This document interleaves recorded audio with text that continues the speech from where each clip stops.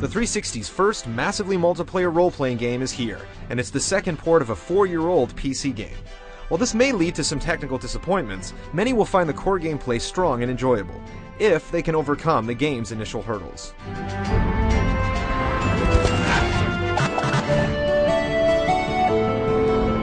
While some massively multiplayer games are light on story, Final Fantasy XI has plenty.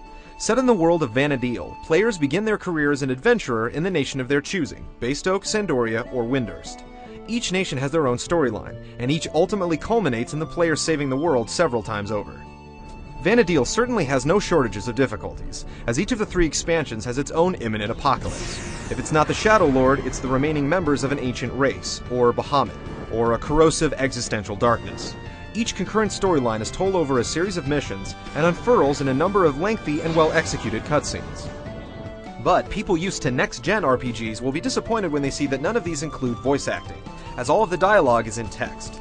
But the game more than makes up for it by providing an overwhelming amount of characters, missions, and quests. And considering the cost of advancing through each expansion pack over the years adds up to over $200, it's nice for newcomers to be able to get the original game and the 3 that followed it for only $50.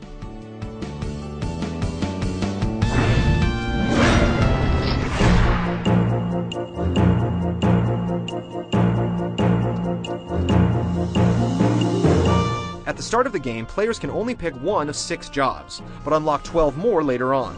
From warriors to summoners, everything one would expect from Final Fantasy is here, with the latest expansion adding Blue Mage, Corsair, and Puppet Master to boot. Unique to the game is the ability to change jobs at any time, meaning players will only need one character to experience everything. Each job must be leveled from scratch, but things go faster on subsequent outings. A short time in, the player will be able to use the spells and abilities of any 2 jobs at the same time. Not all combinations are viable, but hardcore players should level several of them for maximum flexibility. There's a lot of gameplay depth here waiting for the resourceful player, if they spare the time to explore it. Vana'diel is a huge world, with lots to do in addition to leveling jobs and completing story missions. There are hundreds of quests, optional boss battles, a summoning non-player friend to fight with, 2 player versus player sports, crafting, gardening, decorating your house, and more. Once the character reaches level 75, the player can look forward to a variety of large group battles, from hunting gods in ancient ruins to a plethora of instance battlefields and boss encounters. And more is coming all the time. For 4 years, Square has consistently delivered new content every other month. Later this year, chocobo breeding, chocobo racing, and monster coliseum battles will be introduced, all designed to accommodate shorter play sessions. Graphically, Final Fantasy XI isn't on par with current 360 games. While the visual style and animations are top-notch, the game's engine has long since passed its prime, and limits character customization options. Despite these shortcomings, the frame rate still never exceeds 30 and can stutter when entering a new area or displaying multiple attacks. The PC is still the best platform for this game, but the Xbox 360 is a vast improvement over the visuals on the PS2. And while the synthesized sound effects are weak, the game's score is strong and hummable in Square tradition. Adding to the game's initial frustration is a monumental installation process. Copying and updating the 10 gigabytes of data takes about 2 hours, before heading into a registration process, not unlike filing taxes.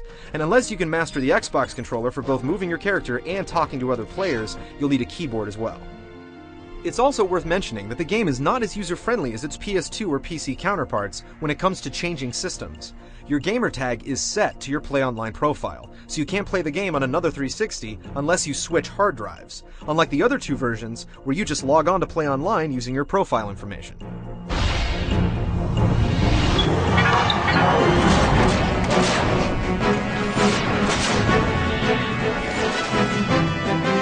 Final Fantasy XI seems to be one of those love it or hate it sort of games, especially in the post-World of Warcraft generation. At first, the game is daunting due to its sheer size and fickle community, but if you can get a foothold in either, you'll be hooked. The game is certainly time-consuming, in a large part due to the size of the world, but there are convenient travel options if you work for them. The game also hails from an era before players ironically expected solo play from their MMO. While there is ample solo content, a vast majority of it requires groups of people. If you can get in a leveling party consistently, you'll be sitting pretty, but those that find themselves waiting for invites instead of doing other things will end up annoyed and defeated. Final Fantasy XI is generally more challenging than other massively multiplayer games, but with the right party makeup and a solid strategy, anything can be accomplished. It's a tough slog from time to time, but ultimately this makes getting that next level or cool item or story snippet all the more rewarding.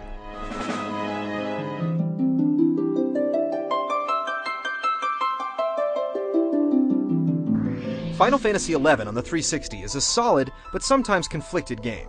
Many features come with frustrating flaws, but it's still compelling. The game is more than the sum of its parts, and learning and progressing through it can be deeply satisfying, if you're able to put in the time.